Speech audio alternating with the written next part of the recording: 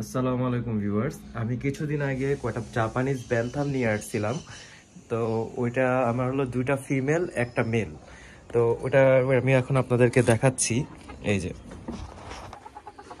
এই আমার সেই জাপানিজ ব্যান্থাম জোড়াটা। তো এটার একটা ফিমেল অলরেডি ওমে এসে পড়ছিল।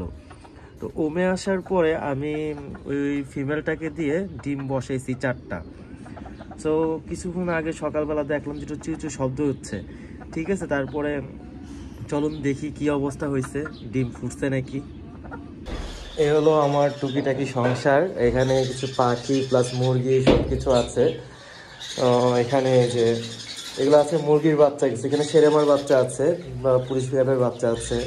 তারপর নিচে আছে কলম্বিয়ান লাইট ব্রাহ্মা। এখানে কিছু কিং কোয়েলের বাচ্চা আছে, দৌড়াদৌড়ি করতেছে। আবার এখানে কিছু সেমি এডাল কিং কোয়েল আছে এই যে। তারপর এদিকে আছে রানিং কিং কোয়েল। এখানে এই যে প্রতিদিন ডিম পাড়তেছে আল্লাহর রহমতে। এগুলো ক্লাসিক জোড়া। ওই যে ক্লাসিক নজিফুটা ফিমেল আর এটা সামনে একটা মেল। আর হ্যাঁ, যেটার জন্য আসলাম এই রুমের ভিতর, এটা হলো এই যে আমার এই মুরগিটা অলরেডি দেখলাম হঠাৎ করে ওমে আসছে। তো ও মা মাশাল্লাহ, ডিম দেখা যাচ্ছে একটা ভাঙ্গা।